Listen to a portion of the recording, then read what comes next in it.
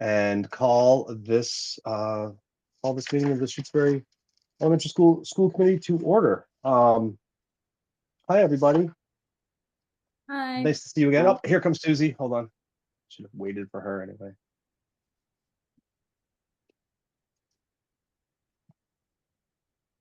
All right. Hi, Susie. So call the meeting to order at 7:02. I don't know if I should wait a minute or two. It doesn't look like we have any public in for public comment at this moment. So I'll just wait a second here and see.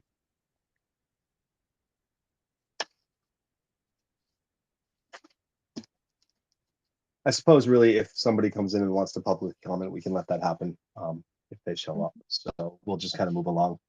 So today's agenda is normal. The only piece of business that's sort of not that's new here is to discuss the contract that we negotiated with the union and possibly vote on that tonight. I'm trying to get back into looking at this kind of perpetual calendar and what our needs are. The only thing I know right now is I need to write a little blurb for us for our town to be included.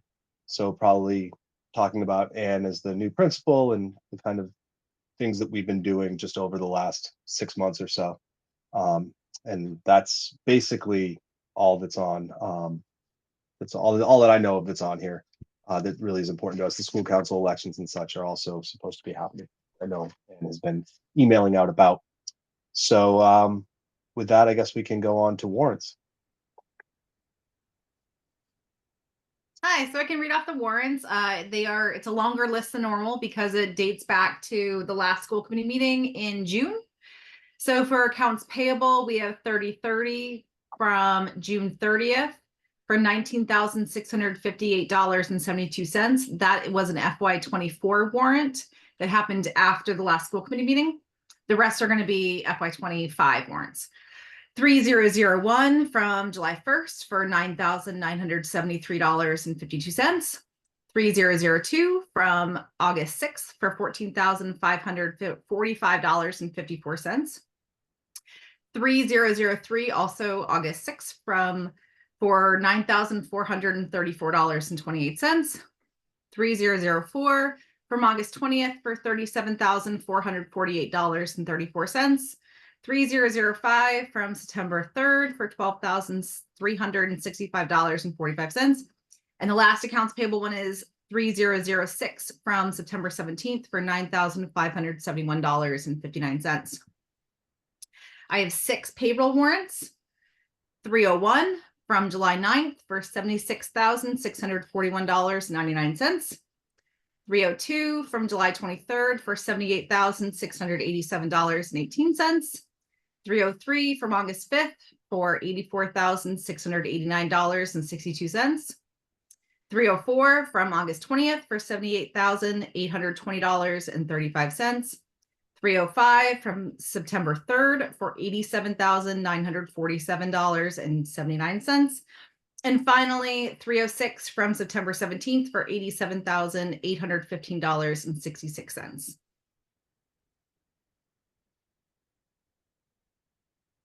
And that's it for the warrants. All right. Right on. And Did you get all that? There are no gifts or grants to be accepted tonight.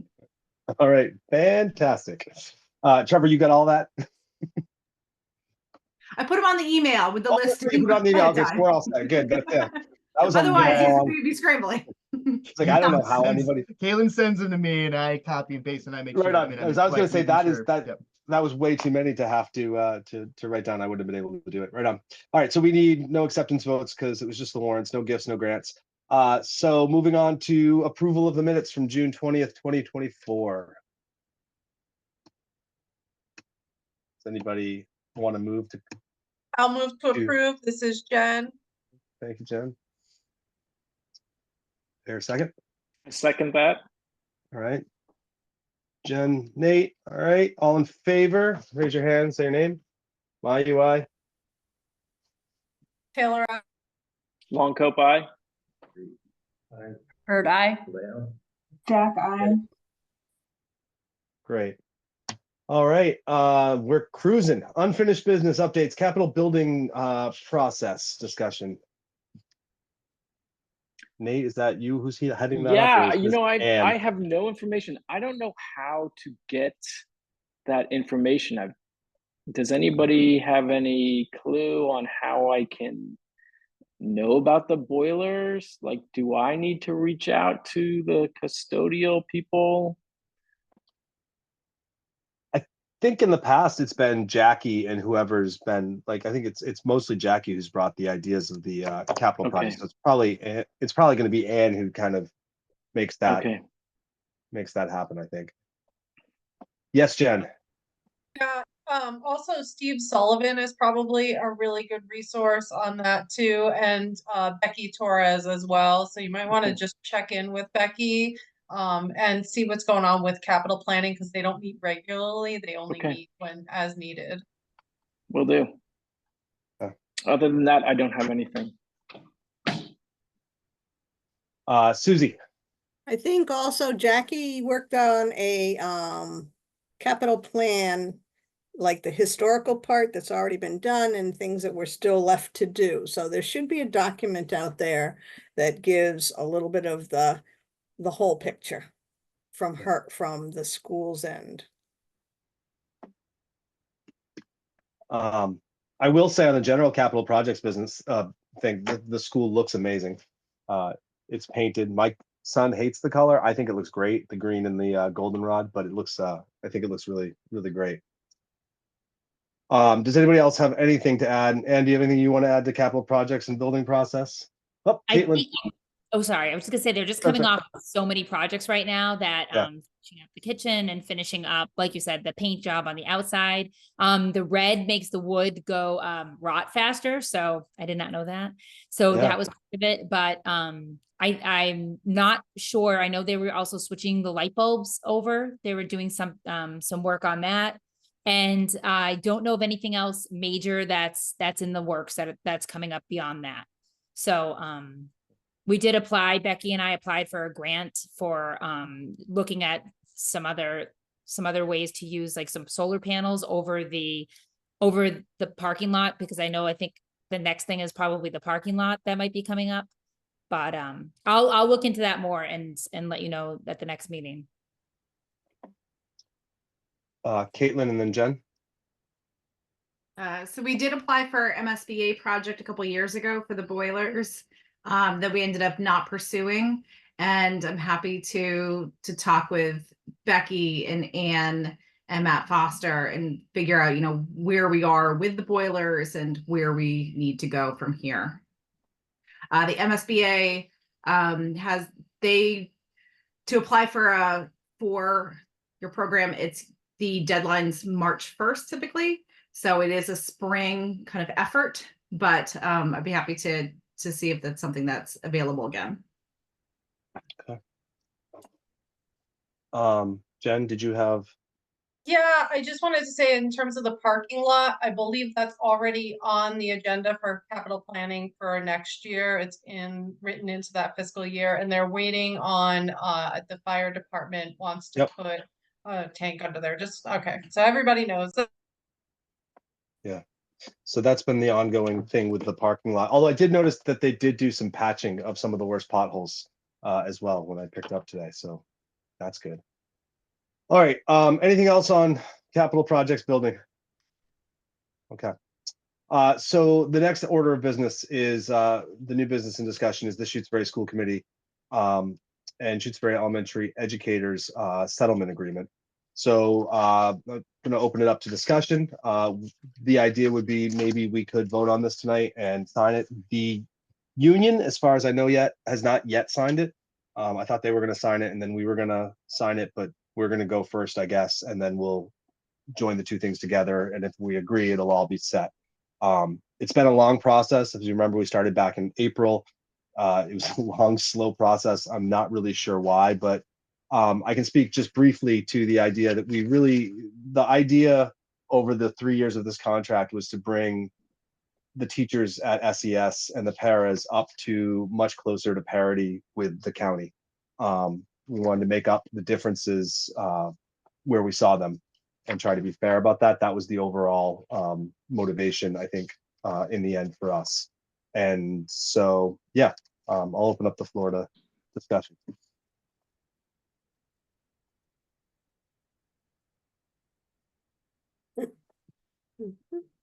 The the only thing I had a request for was wanting to just clarify the language. I don't know if this is possible, but in my last experience in a school district, and Shannon is very aware of that prior experience, it was sometimes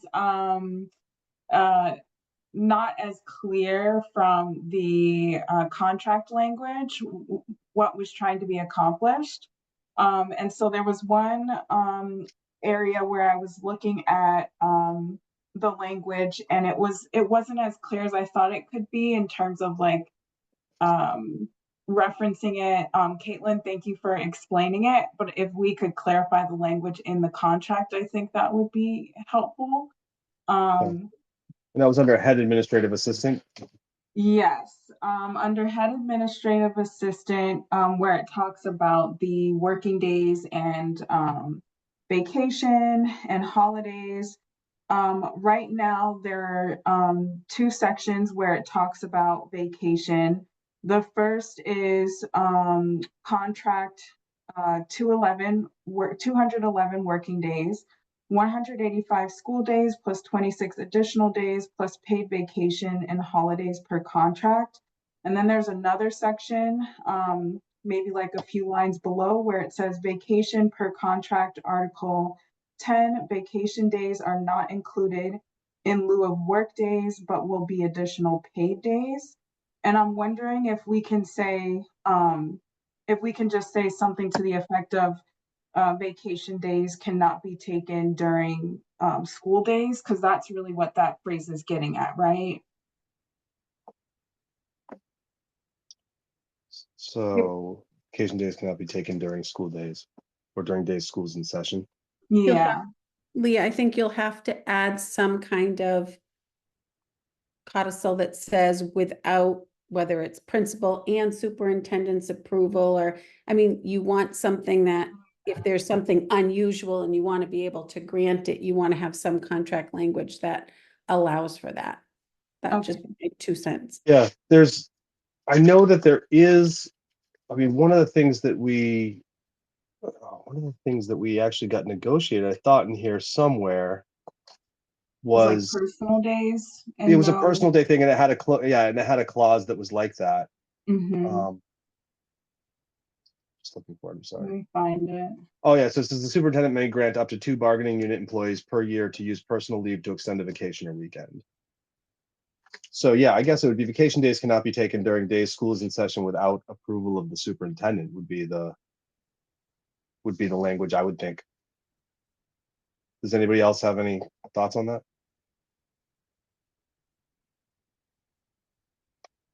No, that sounds appropriate. And you know, I don't see that being an issue. I guess if it is, then we'd have to come back in October or call a special meeting to change it. But I think because it's more of a clarification than an actual change, because it is what it kind of says. That is a very unclear section that I did not read as unclear or didn't pay any attention to until Leah brought it up.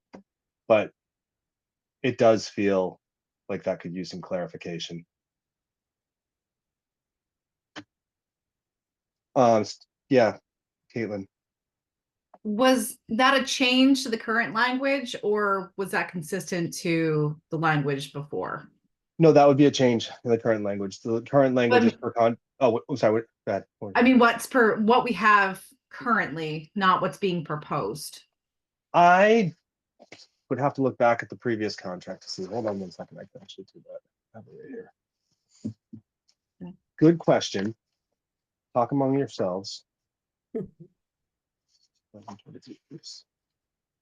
So I know that the language seems complicated a little bit to think, you Yeah. have 185 working school days, and then you have these working days on top of that, whether it's between vacations or summer, and then you have paid vacation days on top of those that can be taken vacation or summer. But we have not had, if that is the same language, we have not had issues with the understanding of what that language has meant so far.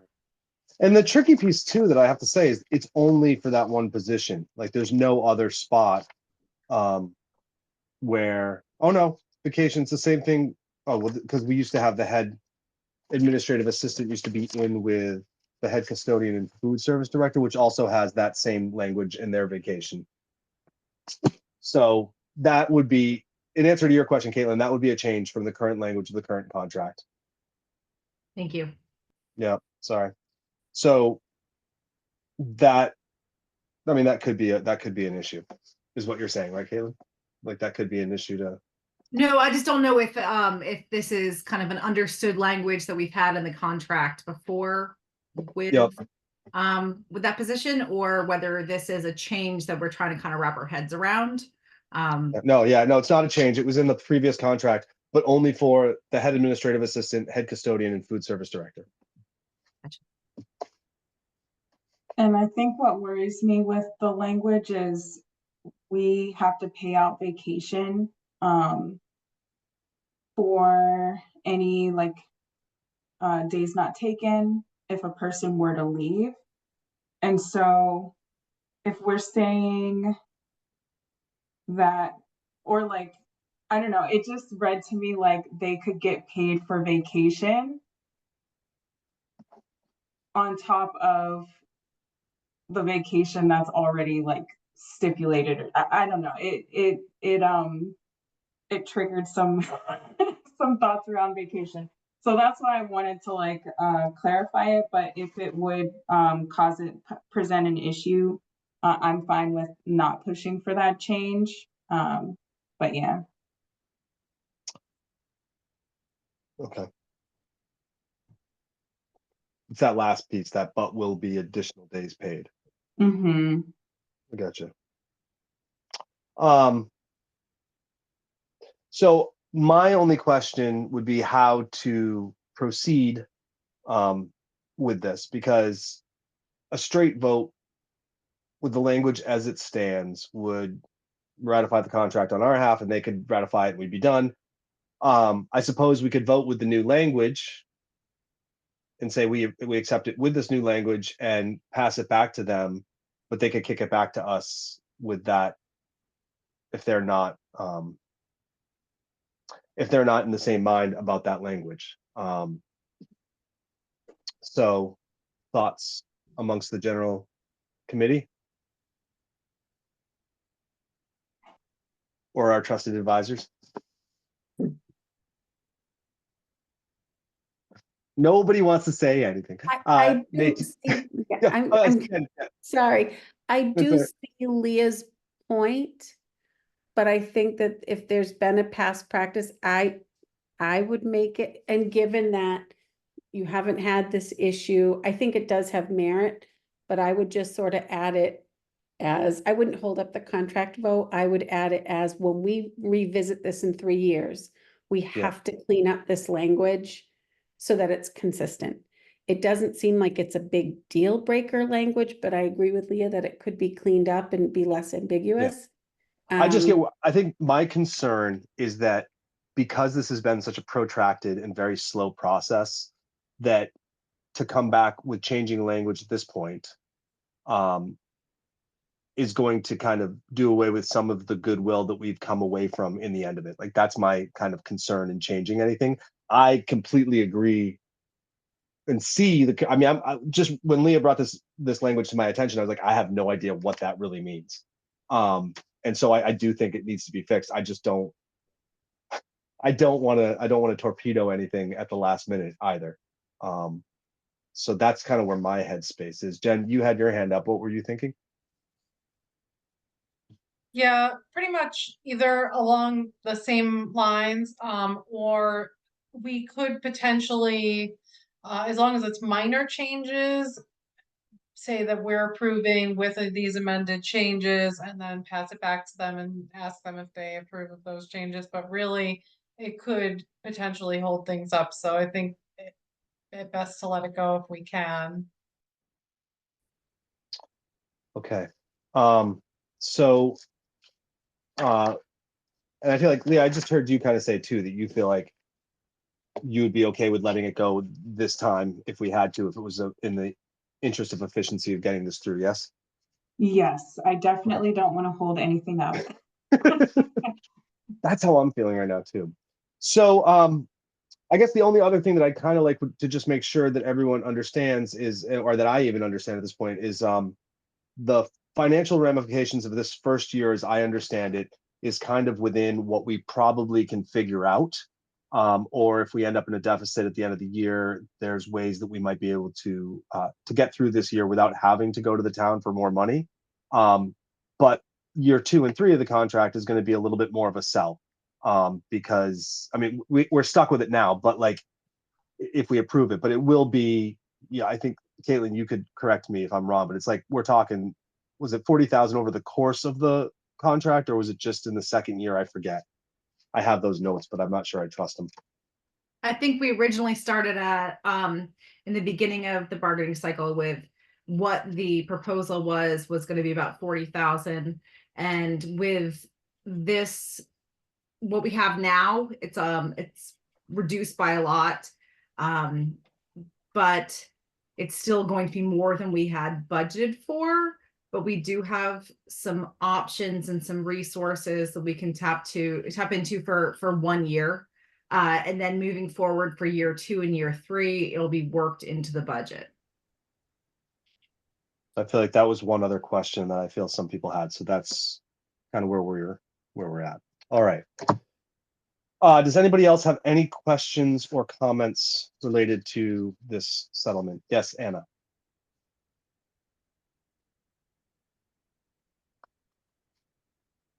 You're on mute. No. There you go. She So I'm unmuted. trying to unmute. There you are. You're there. You're there now. So I think I might have missed this because I was listening to the CPC because they were discussing the track and field exactly at the same time you started talking about the contract. So I really apologize. They passed it, by the way. So, you know, hopefully that'll go to town meeting and we can approve it. What is the percentage increase that is likely to occur for the overall budget over the second and third year?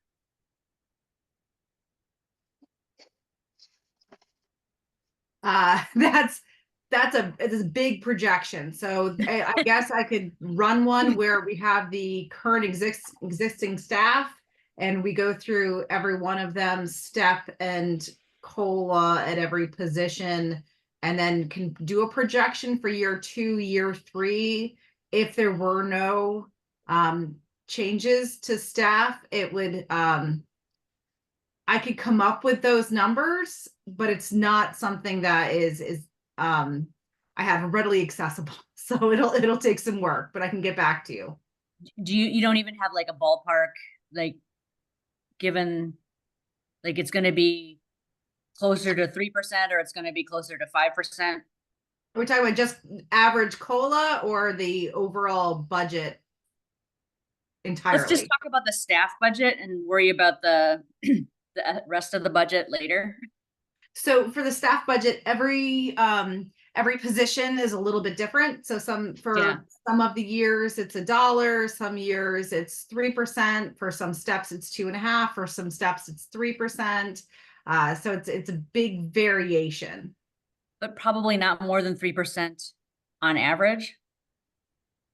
There next year, I think there were some positions that were over 3%. Yeah. But for some positions, some steps that were over 3%. Okay, but the average is unlikely to be a lot over 3%. Not much. I mean, like I look at, been some contract settlements that are in the 6, 7s, 8s and beyond. We're not there, but it should. Okay, no, that's great. I wish I could give you a better answer. Sometimes we're like 3% across the board or 2.5% across the board. Yeah, there's a variation for every position and sometimes for the highest step versus the other step. So it's hard to give a very concise answer, and I apologize for that. Well, and I feel like it's kind of funny because I think as we were negotiating, there were a lot of those scenarios brought up where it was like, oh, we're going to give you, 3, 2.5, like whatever. But in the end, we came up with this very like, one of the things that was brought up repeatedly in the negotiations was like paras at 3%, it doesn't really mean much to them, but $1 an hour raise would mean something to them. And so like, it's really kind of they're targeted changes in this contract. That's Yeah. probably a little out of the norm, out of the ordinary. So like Some there's of the- places where we add to the top step, but we don't add to the others. Like there's all sorts of sort of like that sort of stuff going on. Hey, what were some you? of the employees were getting paid significantly less than the average. I'm really proud of this, contract. I feel like I'm happy to be part of it, and if we need to sell this to the town, I'm happy to stand up and talk about it. We're one of the best schools in the area and also one of the lowest paid, employees, and I'm really happy how it turned out. Great. Yep. And I think that was the thing. Like we realized that for our teachers who, they just got we reduced the chronic absenteeism. We're among the best, the best elementary schools in academics and all the rest, all the metrics. And it felt like this year with a new superintendent, even though we got great superintendent principal, like that, all those changes coming into effect felt like a good time to just kind of make sure that they feel valued and appreciated as well. Absolutely. Susie. Well, I know where this is sitting in a context of, oh, it's supposed to be 332. And if it's not that percentages per year, that's okay. It's time to let it be the necessary solution that was reached at and that it was agreed to. I mean, I think that's an important part, that the staff and union is sounding like they're ready to sign it. And if it's a little harder to explain than saying 332, then we can do that. I think that because FinCom is starting to plan FY26, we'll be seeing the numbers for year 2. And so we'll be having some numbers, but I know I will be talking to the FinCom and representing that it's the changes were targeted for the positions because not all positions were equally in need, and this is a contract that people support. So that's how I'm gonna spin it. Yeah. Great. Thanks. Thank you, Susie. All right. Well, I guess with that, we can put it to a vote if anyone wants to so move. So moved. Seconded. So did I hear a second? Jen. Yes. Yeah. Jen seconded it. All right. So all in favor, raise your hand. Say aye. Mayu, aye. Taylor, I. Long Coop, aye. Heard All right. I. Jack, I. Thank you. I feel so awkward running a meeting. I'm sorry if it, that's how it goes. All right, so that is all in favor. Great. It is passed along, and I will pass it along to the union, and hopefully that'll be the end of that. All right, I'm sorry. I'm just looking for my minutes here, for my agenda. I believe the next is a report, but whose is it? Oh my God. It's all the reports are next. Yeah, all the reports are next. Whoever's report is first. It's me. Oh, I got it. Here it is. Superintendent's report. Go ahead, Shannon. Thank you. It was stuck in Sure. another paper.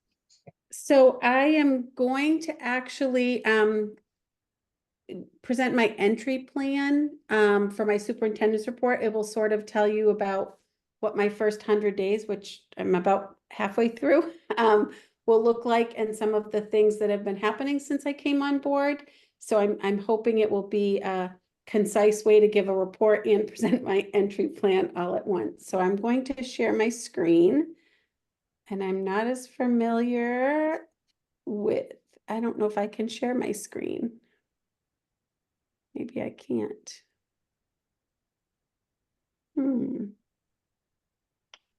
The host just has to go to the right side of video and then it can give you the permission. Okay.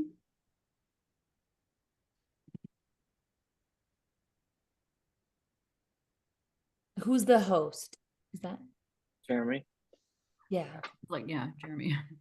yeah, that's what I thought. Well, the Um, host sometimes is, it might be Jeremy, but sometimes it's Becky. Okay, I think I've Oh, got it now. down. Yay, There you go. there we go. There we go. So I have presented this. Typically, I would, the process is that it gets presented to the joint committee because that's actually the committee that approves my goals, but I think it's really important. I opted not to present it there and to present it to each individual committee because I think it's really important for everybody to sort of have a discussion and be able to give feedback about my plan for the first 100 days and then further. So a little bit about this plan. It's going to be focused on the first 100 days, really getting to learn about the schools and communities of Union 28. It's a unique, I've lived in this North Quabbin region forever and I'm learning things every day. In addition to roads I didn't even know existed. I'm really trying to get a feel for the communities.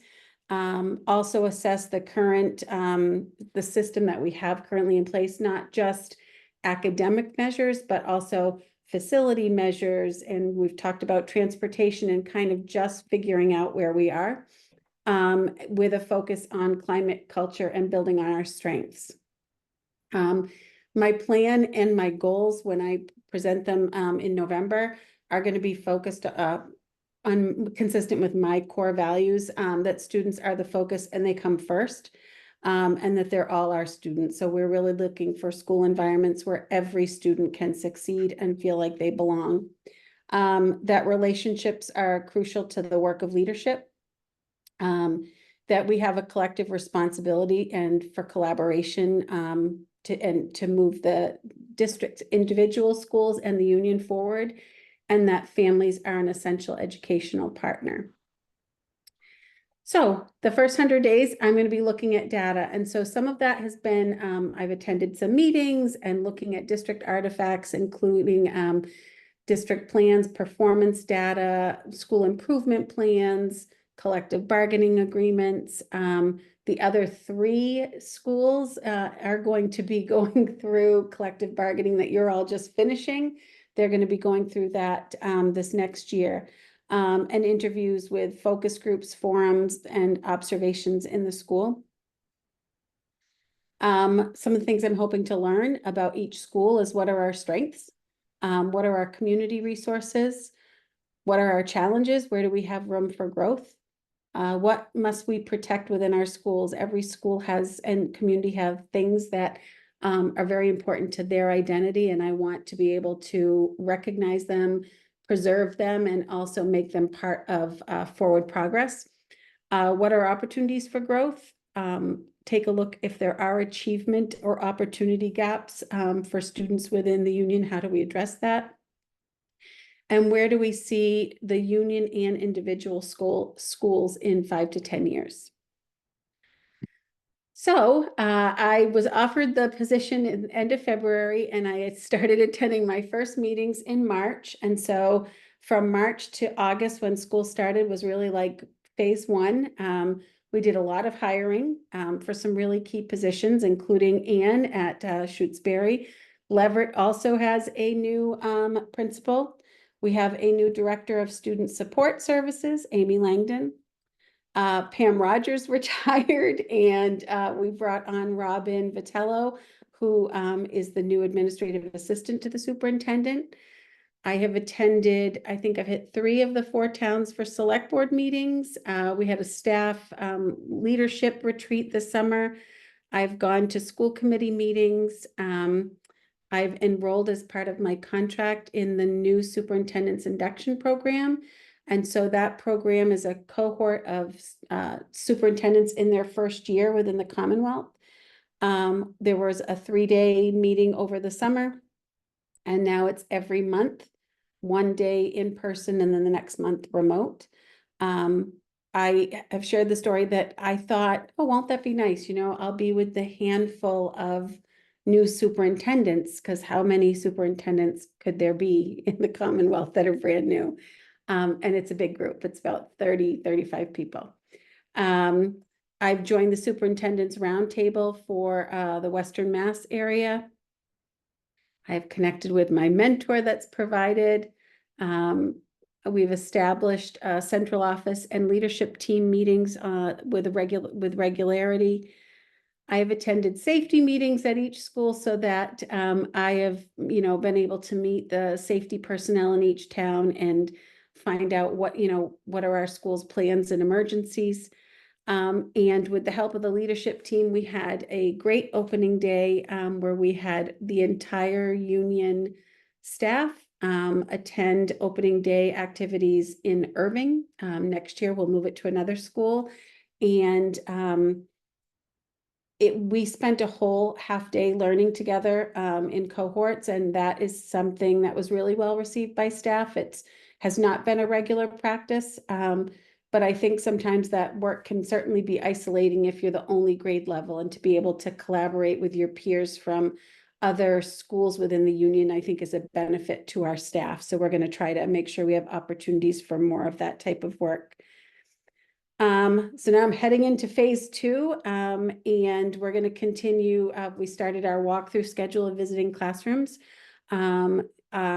We went to Irving. We had a formal walkthrough, so this is different than when I've come up to check in with Ann and, you know, walk around. And this is a more formal walkthrough process. We're trying to calibrate data, you know, performance data and how that looks in the classroom.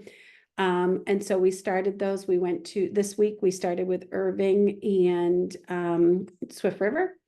And next month, not this Monday, but the following, we will go to Shutesbury and Leverett, and we'll share that data. There are several towns with some capital planning projects. So I've, you know, tried to work. Caitlin has been a huge support with that. She's very knowledgeable and she knows all the town people. And so trying to, I think just about every school has some capital planning project that is on the horizon. I have started some stakeholder listening sessions and they will continue over the fall. I am trying to develop a regular communication system, whether that be emails for the entire staff. I was a little surprised when I found out that there was no, you know, way for the superintendent to contact all of the staff in the buildings through one email. I was having to go through each principal. So trying to firm that out so I can communicate with the staff directly and take things off of other people's plates, just trying to streamline some processes. And I've been diving in with principals into student performance data. We have our MCAS results. They're officially still embargoed, so we can't share those, but those will be released to the public on next Tuesday.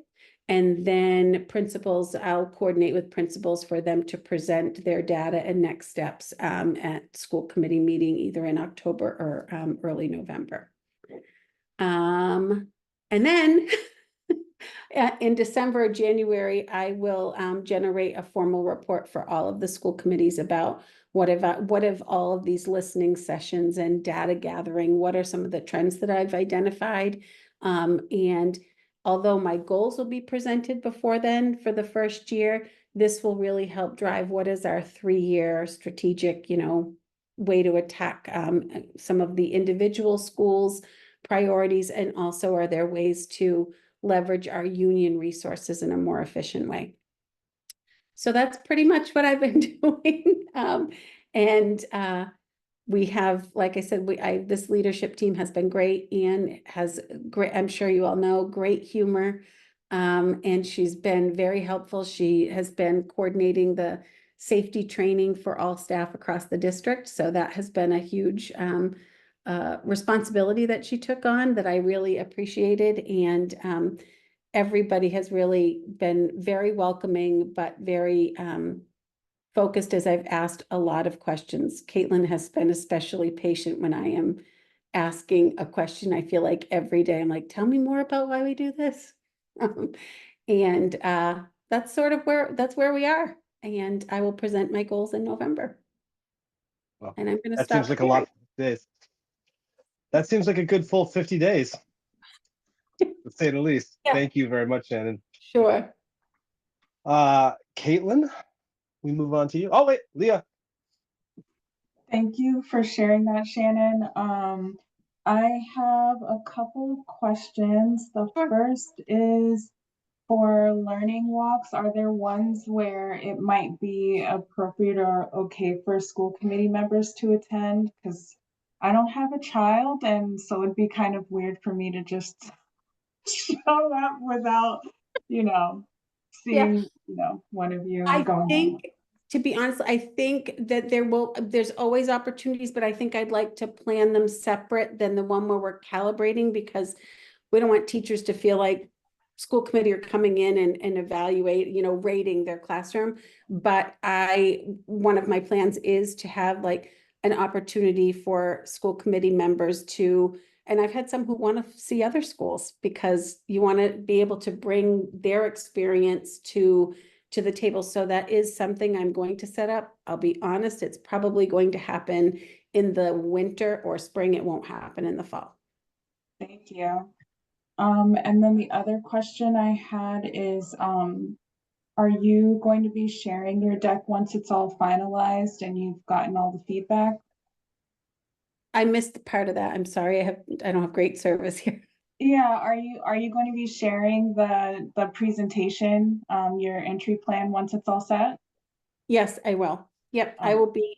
It probably won't be I might highlight it in a PowerPoint, but I'll create a written report of this is what I've discovered across the, trends that might be across all the buildings, and then specific trends for what did I hear about Shutesbury, right? Because that's what's relevant to you, but also what were some trends that maybe were identified across the union. Thank you. You're welcome. Thank you, Leah, for that. I actually love the idea of going on a walk through the school, like a learning walk, and seeing the classrooms. Anybody else with questions for Shannon? All right, Caitlin. Okay. So I'm going to start with end of year reports. The FY23 end of year report audits were completed by Markham and sent to the state. The FY24 end of year reports have to be completed by September 30th. Shutesbury's report is almost complete. So it's great because it gives me like a week to evaluate the audit versus, what I'm doing this year. If I need to make any amendments to FY23 and adjust for FY24. So it's been a really busy time of looking at what the audit is and what I need to adjust for FY24. And for the October meeting, I'll have the FY24 audit or FY24 end of year report available to you, and I'll present it so that you can review it and sign the certification page. The FY,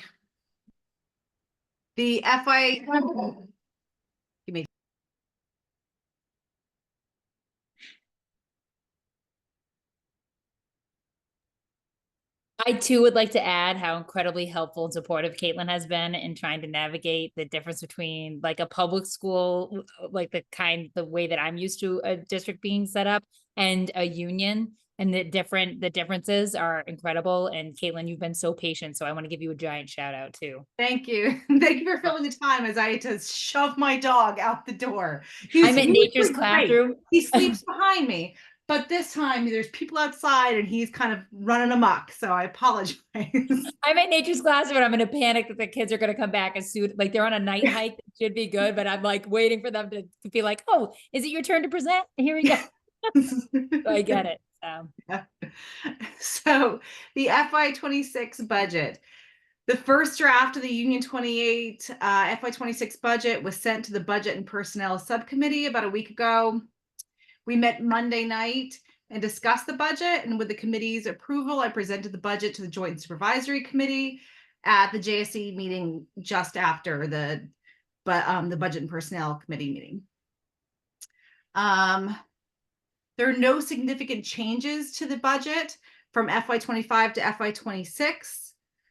Just the COLA and step salary increases and a few line increases to match increases in dues, insurance premiums, telephone expenses. The current percentage increase for the FY26 Union 28 budget is 2.6%. We don't have the allocations for the 4 districts yet, because that depends on the October 1st enrollment data, and it's not October 1st yet, so we don't have that yet. So I have the budget itself, and then next month I'll have what the actual expenses are for each of the 4 districts. I'll be attending the MASBO Professional Development on September 25th. Programs include successful fiscal strategies for transportation, lessons learned during recent collective bargaining sessions, override, successes and failures, SEL and its significance to pre-K through 12 public school students, and DESE supplemental low-income data collection. Finally, the floor in the cafeteria was replaced over the summer, and the walls were given a really beautiful set of paint. I think it was kind of an ugly orange before, and now it's nice and it's fresh, and it's really great. And a big thank you to Matt Foster for facilitating the project and putting in the work. I have some pictures. I don't know that I'm going to try to share my screen and show you them to you, but it's not in the most professional way, because it's going to be, well, you'll see. So share screen. Oh, right, Shannon, it's a little confusing. I was impressed that when I was trying to figure it out that I found it on the first try, but well, there's no previews of what it is that you're hearing. It just says it. Let's try this one.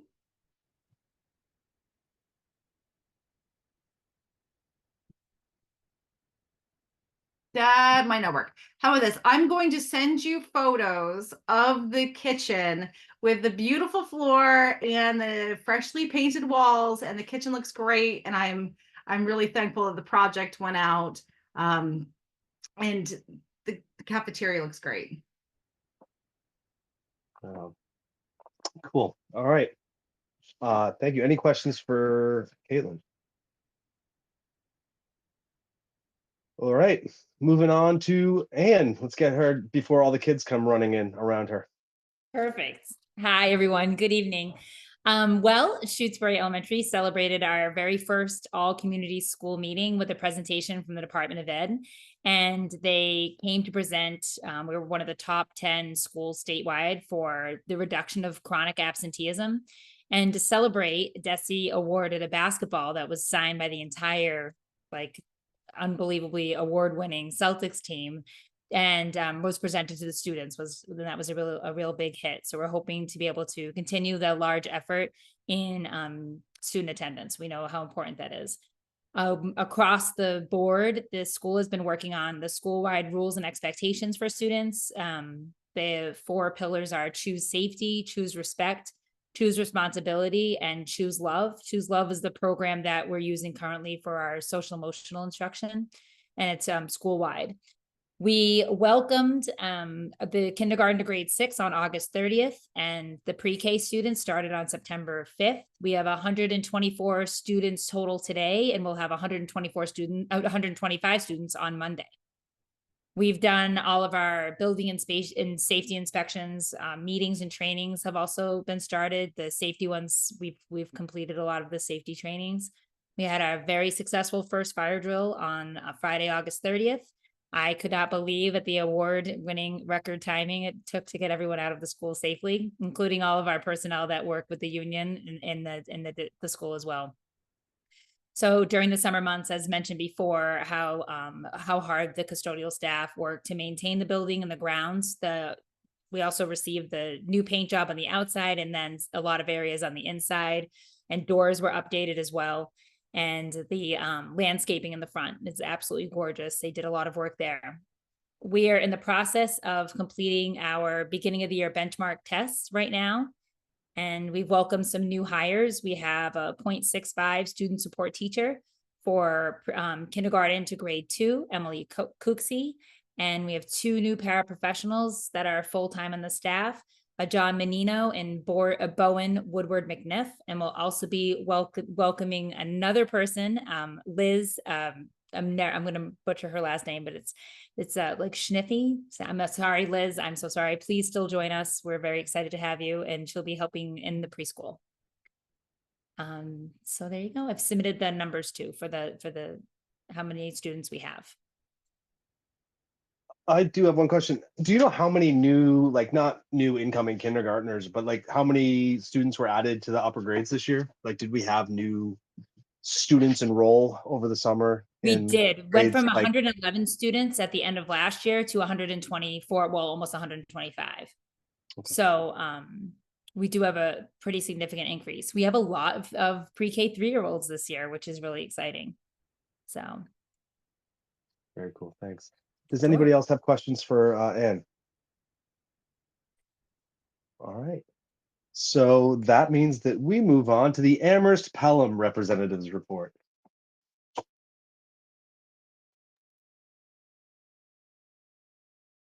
Anna, are you There it there? goes. Yeah, great. I don't know why I'm having such problems unmuting myself. It's like I click on it and then like 2 minutes later, it's like, okay, you can talk now. Yeah, I thought I've been tracing down whether it's internet or computer, and I'm still not sure what's going on around here either. I honestly think mine's my computer, but anyway. So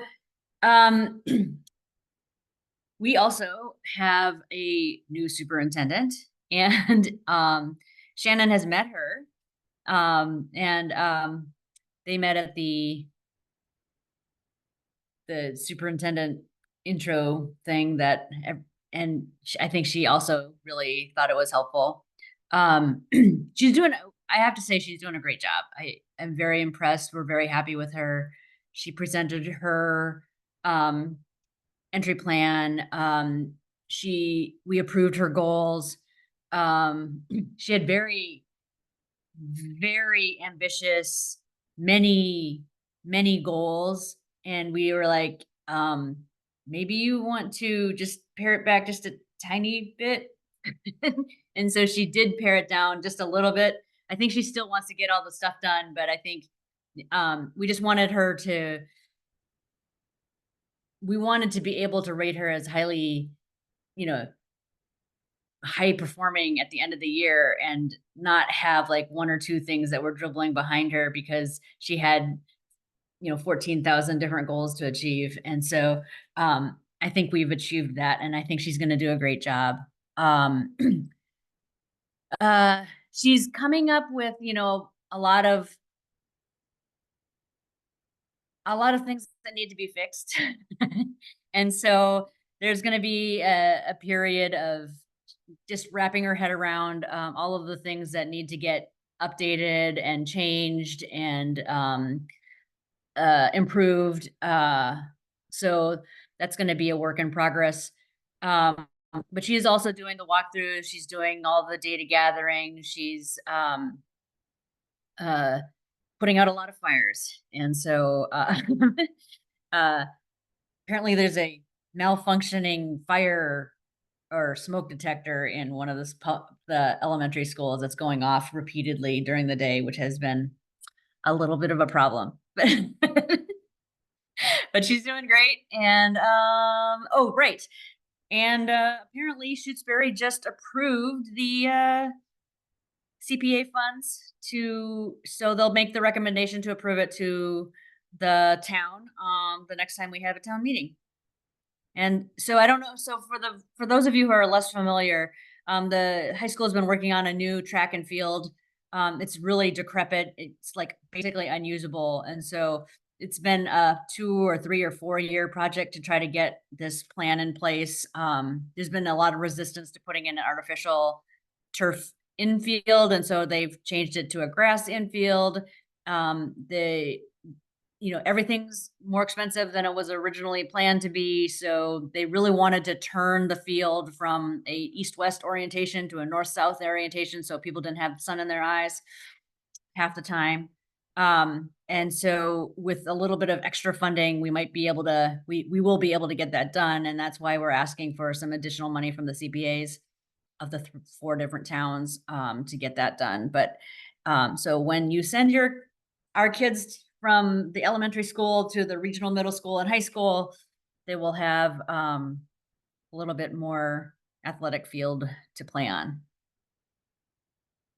I think that's it. Is there anything else that I should be aware of? I should be reporting on, Susie? The 28th is the 4-town meeting, Yes. September 9 o'clock in person at the middle school. And this is sort of sorting out the ground. I'm hoping people don't get vested in answers until they hear the discussion. I agreed. Yeah. So there has been a relatively contentious budget discussion around the regional budget this year for the fiscal year 24-25 budget. Like everywhere, costs just really skyrocketed.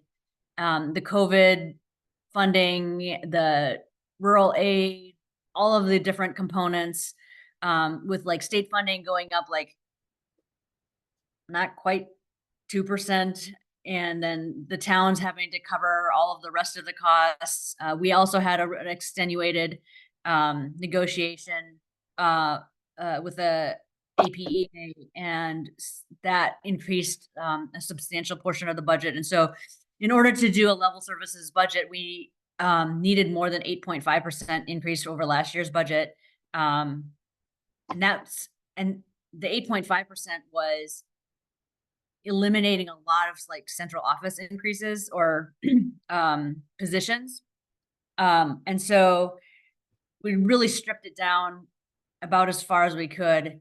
And 8.5 was just too much for everybody to stomach. And so they all compromised on a 6% increase over last year's budget. And the sort of like historical top limit has been more like a 4% increase. So it was a substantial increase over the previous year in order to cover the ESSER funds going away and the need to continue to have some additional support services. But we're in for another budget battle for the next couple of years because in order to maintain a level services budget, it goes up way more than the 2.5% that we'd like it to be. Let's go with Susie again. The FinCom met this week, and our plan is to focus on talking about the assessment method, because that went by the wayside last time, even though there's a plenty of good understanding of why we should have the assessment method not with guardrails so that all towns don't pay the same increase. And so at our meeting, I'm pretty sure AJ was going to send out those 4 talking points about the assessment method, that we want to continue to remind the district that that's an agreement, although the word agreement is kind of hard to keep track of. And so I'll make sure you get those, especially for those people that are planning to attend. They sort of need to know where we're coming from. But we have agreed that it's way too early in the process. We don't know what our new growth numbers are. We don't know how the state aid is going to play out.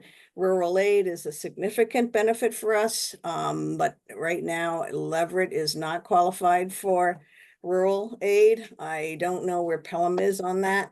So we don't want to get into the nitty-gritty until we sort of see, and apparently there's going to be 4 budget scenarios presented from the superintendent's office to give people a sense of what things look like, but we don't want to have a protracted argument about which one we want right now. Yeah, I think just what Amherst had requested previously is that we start this conversation a lot earlier. They didn't want to get sort of like caught off guard about a much larger than average increase this year. So they just wanted to be a little bit more involved in the process a little bit earlier. They also, have, okay, my personal opinion, realistic expectations about what is doable and what is not. And so like an increase in the budget of 2.5% would mean slashing like 30 teachers. And so, or 30 FTEs. And that's obviously not something that we want to contemplate this year. And so there is going to be a long, difficult conversation around the budget this year. And so just, trying to get everybody on the same page, understanding is and what the consequences of various different decisions about the budget are going to be earlier is hopefully going to be helpful. Jen. Thanks, Anna. Yeah, I am just wondering if the superintendent, I know she has a lot on her plate coming in, but if it was part of the entry plan at all to address any of the issues with the middle school, particularly the mold and just all of the structural issues that are happening and air quality issues. Yeah, she's well aware of those issues. Thank I've talked to her very personally about some of those issues, and she's like very frustrated. There's only so much she can do without the money to address it. But she's looking for other funding other just they've been for this one particular grant that keeps moving the roof age every year to make us 1 year ineligible for the grant. And you can only wait so many years for that grant for you to become eligible to a grant that's never going to be eligible for you. And so I think that we just need to look for other sources of funding for that roof. But yeah, there's like a lot of different capital issues that need to be addressed. And, when we cut the budget last year, we actually removed some of the capital projects like repaving the parking lot and some other things that, maybe weren't critical to student safety as much, like the doors and some things about the HVAC system. But yeah, so there's some things that are really desperately in need of addressing, and the roof and the mold is becoming a health issue, or has been a health issue for a while. And so hopefully we're going to find a solution to at least make it better, but it's definitely on her radar for sure. Susie. And talking about the middle school, have they settled the administration hires for the middle school or the model that they're going to use? I would say no. There's an advocate waiting to be advocating. Once they get that administration in, it helps to advocate. Yeah, so the problem right now is we don't have a permanent principal.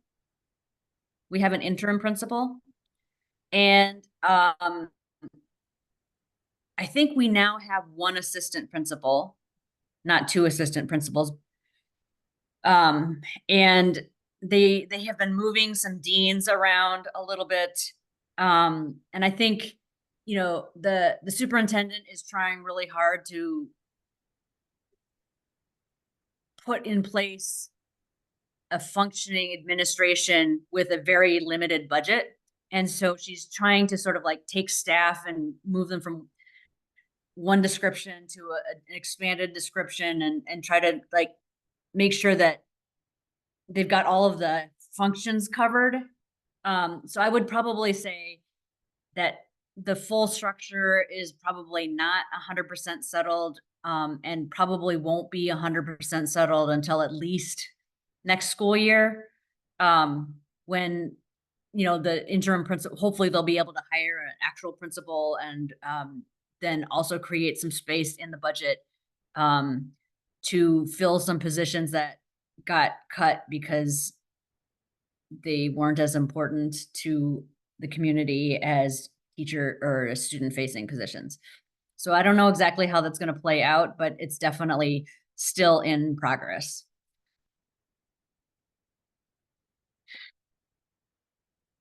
Okay. Anyone else? All right. Thank you very much, Anna. It's always It's always a lot to that report, I feel like. And just to kind of harp on too, like any of us on the school committee can go to the four-town meeting if you would like to kind of hear how that works. It was really sort of interesting. My first one last year, to hear the way that the towns kind of discussed these things, and to really, it helps. Anna does a great job of keeping us abreast of what's going on there, but it's really kind of helpful to kind of be contemplating the struggles down there, because it affects our town budget and it affects, you know, the money. Our budget's separate from that, but like it's all schools, and it all matters, and we should be kind of knowledgeable about what's going on there as well. Yeah, and it ends next- up Oh, it sorry, ends go up ahead. affecting the town budget, and then Yeah. the town has its limited budget, so it has budget, it has to fund the elementary school, it has to fund the region, and it has to fund all of the other government funded things. And so when the region pulls more money, then there's less money for other things. So Yeah, and I think that's a key part of it. And like Susie was just saying, usually the assessment that we finally agreed on was set up to kind of bring us to parity and fairness, and then we all threw it out last year just to try to help the region out, and that's not sustainable moving forward every year. So yeah, so if you can make it on the 28th, it's a good thing to attend. Our next report is the Union 28, which I think Leah and I attended this past week. It's on Monday. Most of what was discussed there, as far as I remember, was a lot of the stuff like Shannon and Caitlin's information was very similar to what they kind of presented tonight. One of the things that was brought up was that we need to, at the joint supervisory level, figure out the kind of chain of command for assessing the superintendent, like complaints about central office staff.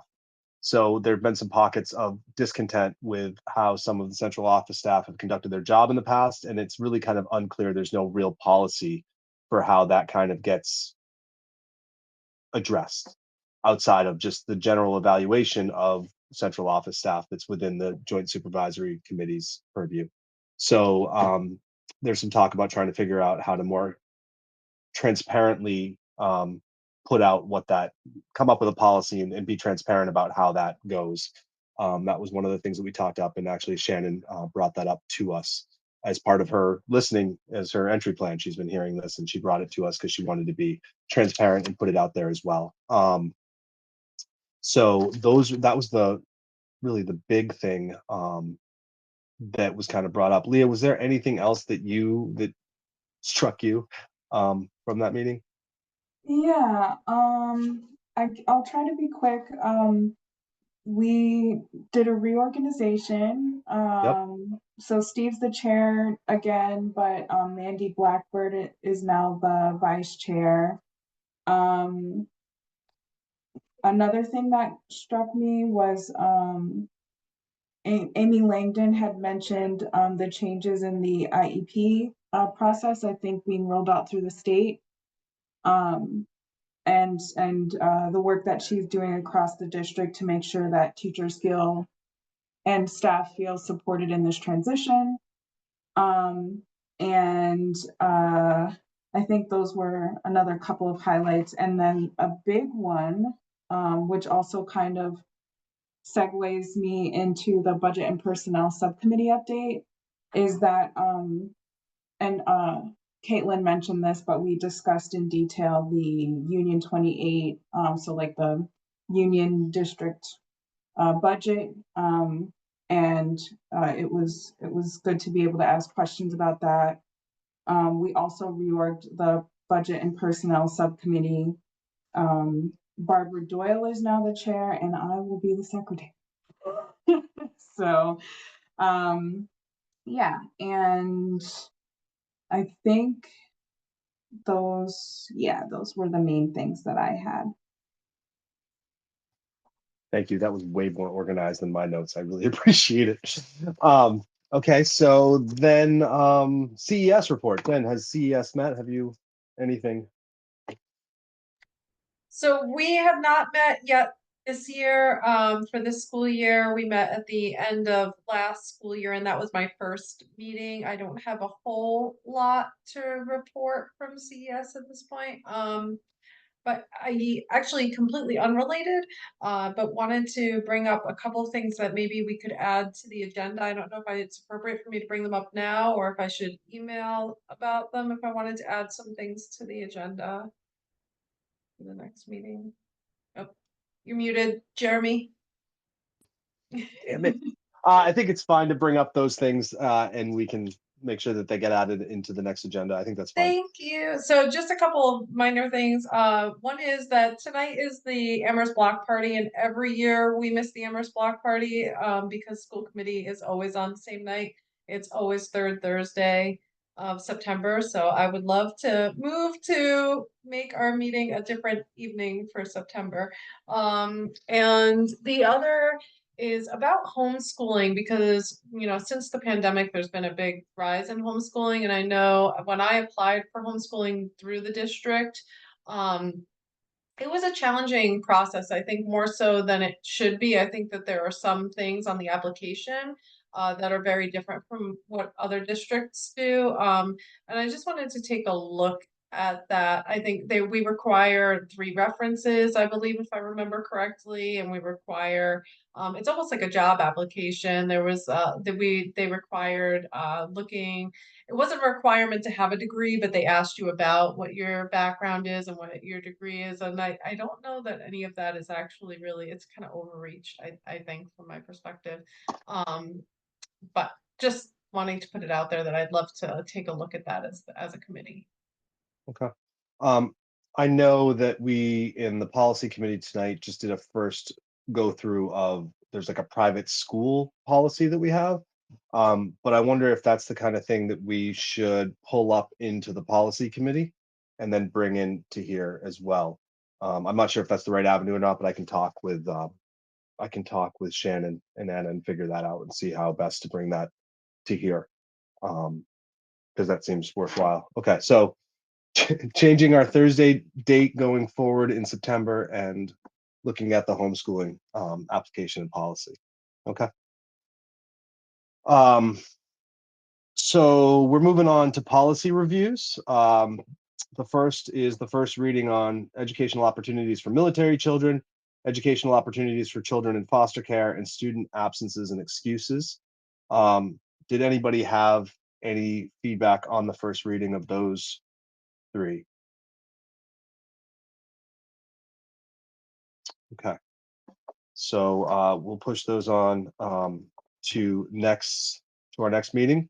Motor vehicle idling on school grounds, gifts to and solicitations by staff, online fundraising and solicitations and crowdfunding, staff complaints and grievances, substitute professional staff employment, negotiation goals, negotiations, legal status, and school committee negotiating agents are all up for a final vote tonight. The way we've done this in the past is one person takes the lead in motioning, somebody else takes the lead in the seconding, and we just vote our way through this. It's fine, I think, if you keep your mic off, but raise your hand, except Anna, you have to speak, I think, because we don't have you on screen. Yeah, does somebody want to take the lead on that?